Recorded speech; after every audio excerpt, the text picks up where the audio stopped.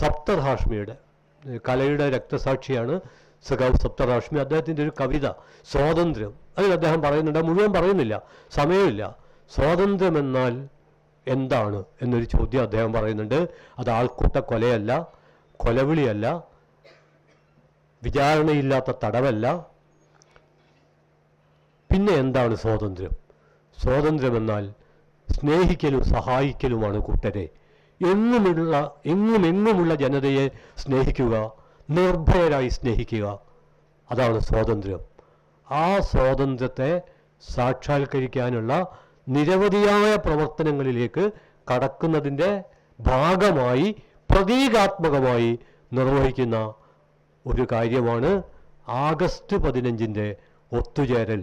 ഇന്ത്യക്കാരെ സംബന്ധിച്ചിടത്തോളം മുമ്പുള്ള ഒത്തുചേരലുകളേക്കാൾ ഈ ഒത്തുചേരലിന് കൂടുതൽ രാഷ്ട്രീയ പ്രാധാന്യമുണ്ട്.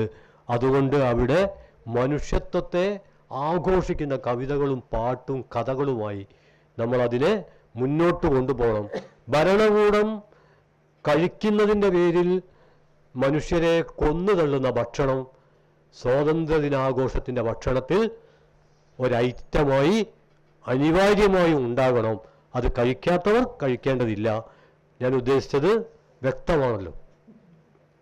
ഒക്കെ വളരെ പാവമായിരുന്ന ഒരു പശുവാണ് ഇന്നൊരു ഭീകര ജീവിയായി താനേ മാറിയതല്ല, പശു പോലും വിചാരിച്ചിട്ടല്ല, ഭരണകൂടം മാറ്റിയതാണ്.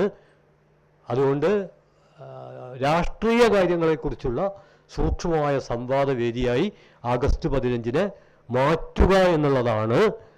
സ്വാതന്ത്ര്യ സമരത്തിൽ ജീവൻ ബലിയർപ്പിച്ചവർ ഒരു ഭാഗത്ത്, അതിൻ്റെ ജ്വലിക്കുന്ന ചരിത്രം മറുഭാഗത്ത്.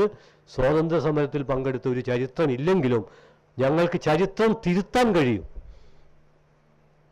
ജനായത്തം ചരിത്രം സൃഷ്ടിച്ചെങ്കിൽ ഫാസിസ്റ്റുകളായ ഞങ്ങൾക്ക് ചരിത്രം തിരുത്താൻ കഴിയും എന്നവർ പറഞ്ഞുകൊണ്ടിരിക്കുന്ന ഒരു കാലത്ത്, ഞങ്ങൾക്ക് ചെതല് പിടിക്കാത്ത കാലത്തോളം ചരിത്രത്തിനും ജീവിതത്തിനും കാവലായി ഇനിയും മരിക്കാത്ത ഞങ്ങൾ ബാക്കി എന്ന് പ്രഖ്യാപിക്കാൻ നമുക്ക് കഴിയണം എന്ന് മാത്രം പറഞ്ഞ് അവസാനിപ്പിക്കുന്നു. അഭിവാദ്യങ്ങൾ.